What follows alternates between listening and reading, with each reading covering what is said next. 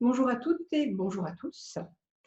Aujourd'hui, mardi 5 mai 2020, j'ai décidé d'aborder le sujet de la résilience. Nous sommes à la fin du confinement, au début potentiel et espérons-le du déconfinement. J'ai donc choisi ce sujet. Pourquoi? Parce que nous vivons une période très particulière qui sera ou non plus ou moins traumatique selon les personnes. Il m'est donc apparu comme évident d'inviter un maximum de personnes à réfléchir sur ce qu'ils vivaient pour préparer le retour à la normale. La résilience, c'est d'abord un terme de physique qui désigne la résistance d'un matériau au choc. En psychologie, ce terme a été popularisé en France par Boris Cyrulnik, le célèbre neuropsychiatre. La résilience désigne le phénomène psychologique qui consiste à reprendre un nouveau développement après un événement traumatique. Alors, qu'appelle-t-on événement traumatique? C'est une effraction psychique et physique. On est rentré dans mon âme et parfois dans mon corps sans y être invité ou autorisé, par surprise ou pas, selon si le trauma a été répétitif dans le temps. Et cela m'a exposé à un stress plus ou moins intense que j'essaye et que je vais essayer de gérer tant bien que mal. Du coup, le stress post-traumatique va dépendre de l'exposition à ce stress, tant au niveau de la durée dans le temps que de la proximité à la raison du stress. Par exemple, les réseaux sociaux, les infos en continu, le fait de travailler à l'hôpital, etc. Toujours selon Boris Cyrulnik, environ une personne sur deux subit un traumatisme au cours de son existence, qu'il s'agisse d'une agression, de la perte précoce d'un être cher, d'une maladie grave ou d'une guerre. La résilience, cela va être le ressort intime face au coût de l'existence. Avec, finalement, on peut se dire, avec tout ce qui nous est arrivé dans notre vie, je peux soit pleurer sur mon sort, soit percevoir ce qui m'arrive comme une occasion favorable, bref, une opportunité. Tout ce qui advient peut être perçu comme une possibilité de croissance, soit comme un obstacle à mon but. En définitive, comme dirait Wayne Dwyer, c'est nous qui choisissons et personne d'autre. Boris Cyrulnik de rajouter: un coup du sort est une blessure qui s'inscrit dans notre histoire, ce n'est pas un destin. Alors c'est quoi la résilience dans notre époque actuelle? C'est la capacité à vivre, à réussir et à se développer en dépit de l'adversité. Les résilients sont des personnes blessées mais qui ont développé des compétences nécessaires pour guérir la blessure, pour la cicatriser tout au long de leur vie. Cette cicatrice témoignera de leur lutte et surtout de leur victoire. C'est aussi une aptitude à résister au malheur et à poursuivre sa croissance en dépit de ce qui nous arrive. Vous serez d'accord pour envisager qu'aujourd'hui nous vivons quelque chose d'indéfinissable, mais quelque chose de très très fort et de très puissant puisque nous sommes tous immobilisés à la maison, nous sommes tous contraints dans notre quotidien, nous sommes tous entravés dans notre liberté. Mais je peux également faire le choix de l'envisager de manière positive. Ce sera à moi de choisir ce que je veux en faire et y mettre du sens.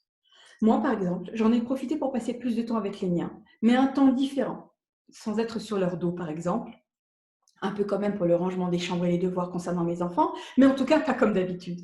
Alors de deux choses l'une. Soit je le vis effectivement comme une entrave à la liberté, comme une impossibilité de pouvoir faire ce que je veux, de ne pas pouvoir avancer dans ma vie, de me sentir bloquée. Soit je peux également décider de le voir autrement, de manière plus positive ou en tout cas plus constructive. Je peux décider que c'est un moment où je vais me retrouver avec moi-même, où je vais faire du rangement, parce que le rangement de ma maison, c'est aussi du rangement en moi. En tout cas, quelle que soit la manière dont je vais le voir, ce sera mon choix, ma décision. Boris Cyrulnik le disait, le malheur n'est pas une destinée. Rien n'est irrémédiablement inscrit, on peut toujours s'en sortir. Oui, mais comment? Pourquoi, si nous vivons les mêmes choses, nous ne les vivons pas de la même manière? Il faut savoir qu'il existe plusieurs facteurs de l'avant, pendant et après l'événement traumatique qui vont expliquer ces différences. Avant le trauma, on appelle cela les facteurs de protection. C'est tout ce qui a été mis en place avant le trauma et qui vont me permettre ou non de le surmonter plus ou moins facilement. C'est ce qu'Edgar Morin appelle le système complexe car il englobe les aspects biologiques, psychologiques, sociologiques, les événements de la vie avant l'événement traumatique et le tout sur une ligne du temps. Autant de facteurs qui expliquent que face à un même événement, nous ne réagissons pas tous de la même manière. Donc, nous avons ce fameux fracas, trauma, épreuve. À ce moment-là, nous entrons dans la phase de faire face, to cope with. C'est-à-dire que dans les malheurs que j'affronte, dans l'ici et maintenant, je fais face. C'est ce que nous vivons actuellement parce que la résilience, c'est ce qui va se passer après ce qui est arrivé. Donc, que puis-je faire maintenant? Il existe certains mécanismes que nous pouvons d'ores et déjà mettre en place dans ce faire-face pour permettre au processus de résilience de s'enclencher après. Par exemple, on peut prendre des notes sur ce qui se passe, observer, échanger, être dans l'interaction et autour de ce qui se passe. C'est d'ailleurs la raison pour laquelle j'avais mis en place dès le début du confinement un Zoom anti-stress du confinement, ce rendez-vous journalier sauf les week-ends et jours fériés parce qu'il était important de garder un rythme. J'ai voulu ces rencontres avec du tissage relationnel et émotionnel avec ceux qui en ont envie, donc qui font le choix de venir. Un court temps, une demi-heure, trois quarts d'heure tous les jours, de partager ce qu'ils vivent et ressentent. J'ai souhaité également l'enrichir par des interventions de toutes sortes, telles que des thérapeutes, praticiens, coachs, etc., pour y trouver des trucs et des astuces pour mieux vivre cette période et en sortir grandi.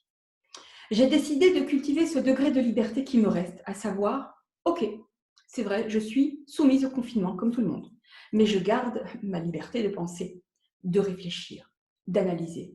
Nous gardons notre liberté intime et nous faisons un choix assumé de la favoriser. Ainsi, nous prenons un peu de distance et de recul avec ce qui se passe. Notre sentiment d'enfermement versus notre liberté de penser. Notre entrave de liberté quotidienne versus notre liberté de meubler notre intérieur, notre vie intime. Ainsi, lire, se former, échanger, l'objectif étant de rendre lointaine cette agression que nous ressentons plus ou moins en permanence. Être éloigné de cette agression fait partie des facteurs de protection face à l'événement traumatique. Donc, attention aux réseaux sociaux et aux infos en continu.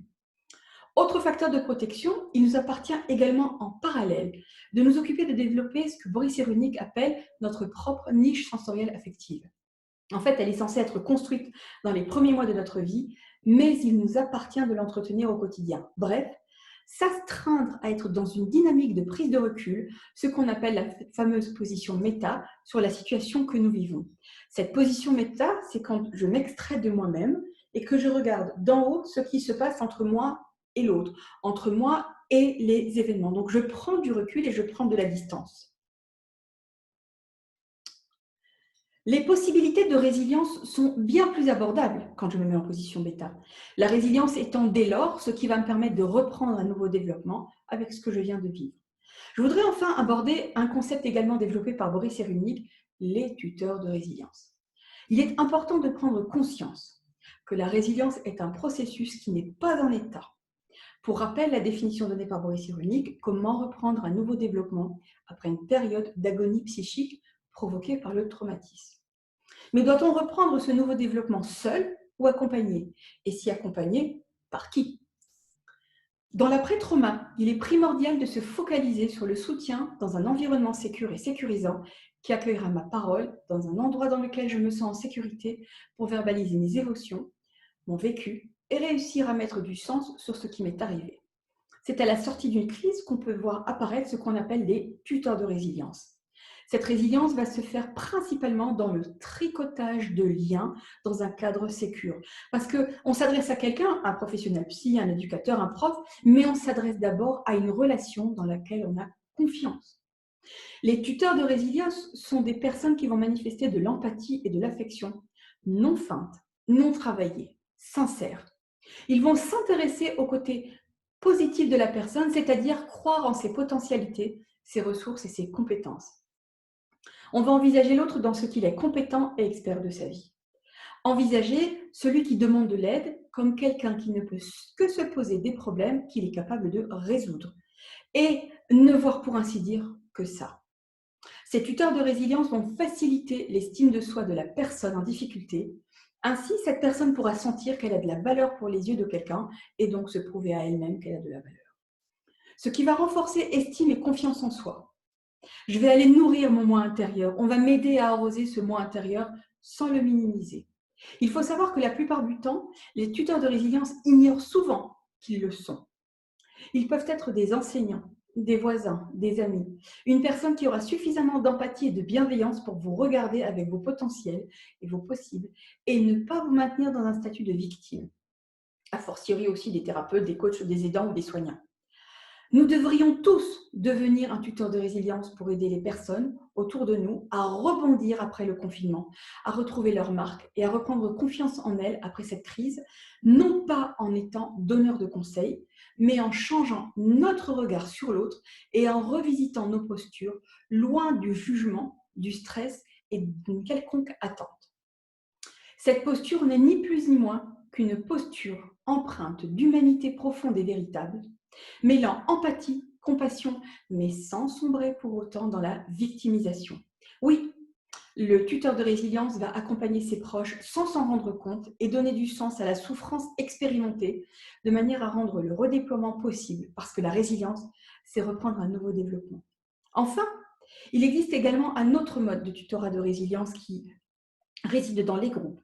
Boris Cyrulnik parle beaucoup de son expérience des enfants dans les favelas qui, malgré le côtoiement régulier de la mort et des violences en tout genre, parviennent à être résilients grâce au groupe qui va à un moment ou un autre se substituer à la fonction parentale et proposer un nouveau cadre, un soutien affectif, une verbalisation. Quoi qu'il en soit, la reprise d'un nouveau développement. Dans ce cas-là, le tuteur de résilience, c'est le groupe. Voilà, c'était mon intervention autour de la résilience. J'espère qu'elle vous a plu. N'hésitez pas à liker et à partager. N'hésitez pas également à poser des questions. À bientôt.